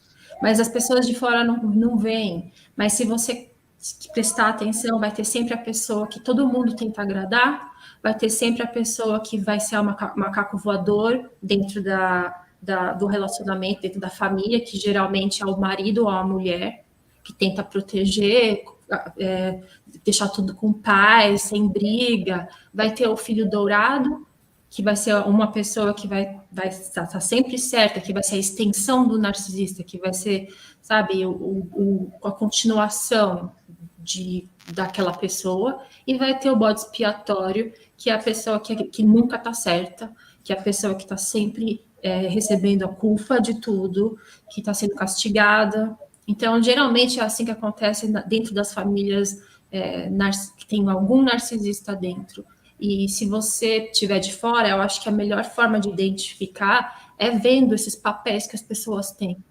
Porque sempre tem esses papéis na família. Então, se você tem um que está sempre sendo elogiado, mimado, o outro está defendendo o outro, mas você sabe que não é justo o que ele está defendendo, sabe? É um macaco voador.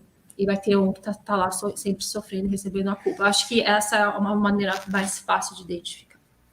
Sim, sim.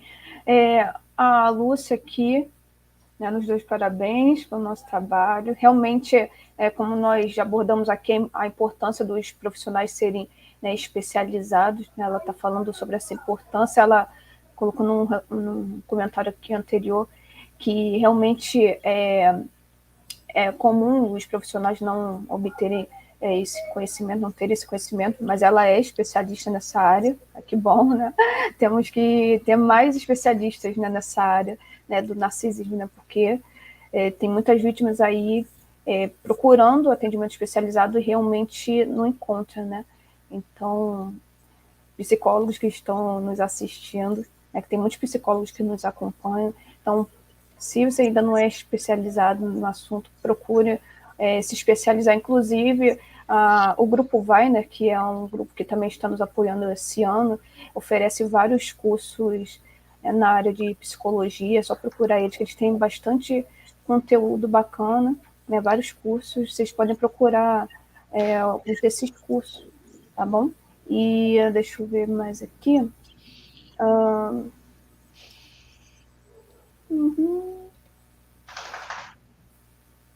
Aqui a Anne, ela está comentando aqui que precisa, a Anne, preciso muito fazer minha rota de fuga, a qualquer hora vai acontecer o pior, mas eu fico esperando juntar dinheiro, esperando o melhor momento para sair, esperando, né?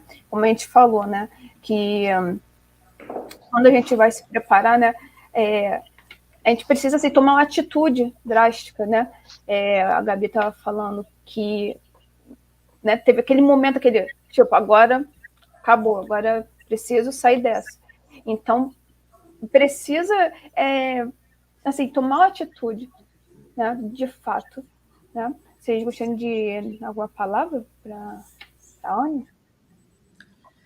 Anne, olha, se você sabe que você precisa sair, que pode acontecer o pior, você já está vendo seu futuro. Então não espera chegar até esse ponto. Escolhe um dia. Pode ser um final de semana, pode ser um aniversário, uma data comemorativa, qualquer outra coisa. Escolhe um dia para você trocar a chave de casa. Sabe? Escolhe um dia para você começar a viver de novo.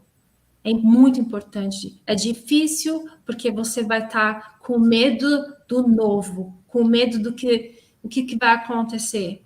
né? Que eu não conheço essa parte da minha vida, porque não aconteceu ainda, certo?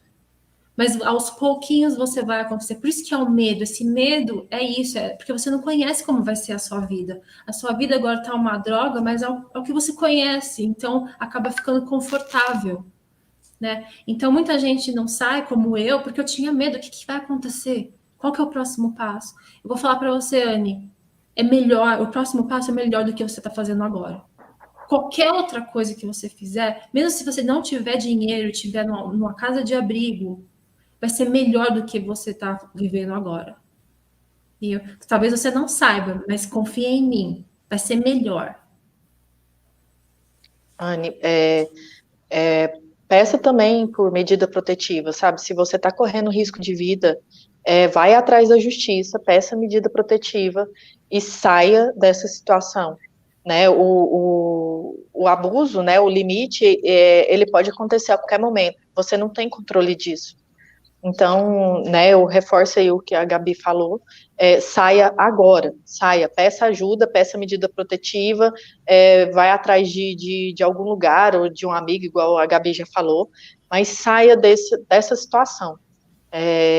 A sua vida vem em primeiro lugar, não espera o momento perfeito, igual eu falei, né, não existe um momento perfeito, existe a nossa atitude, né, existe o nosso querer ali e fazer por isso. Hoje, por mais que a gente saiba que a nossa justiça ainda precisa evoluir muito para essa questão de relacionamentos abusivos, a gente já tem algumas coisas, alguns pontos que a gente pode pedir ajuda e ter um apoio, por menor que ele seja, mas existe.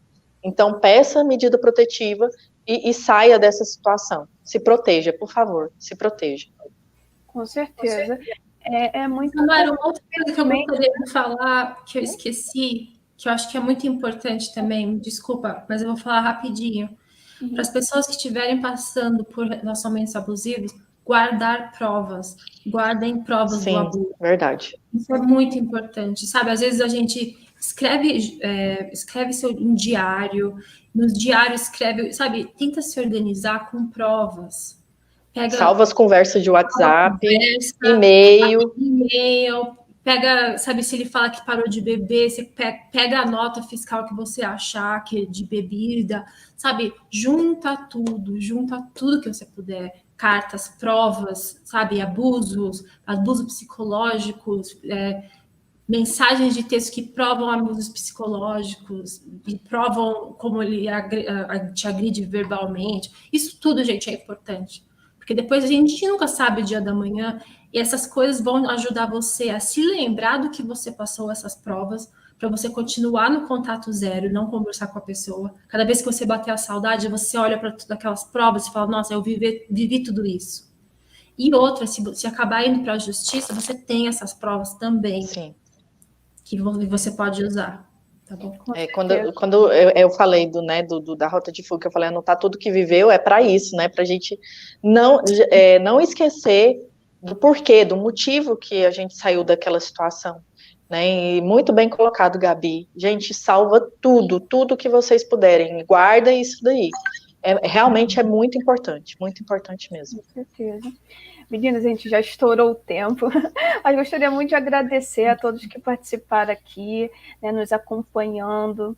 Gabi, Regina, vocês foram incríveis, gratidão, né, por mais esse dia aqui, com tanto conhecimento, né, com conteúdo tão agregador, né, que esse tema é um tema assim, bem intenso, né, de como se libertar do abuso narcisista, né, que muitas pessoas nos pedem, né, para falar um pouco sobre isso, e vocês conseguiram trazer assim, de forma assim, bem objetiva, né, lógico que as pessoas precisam saber.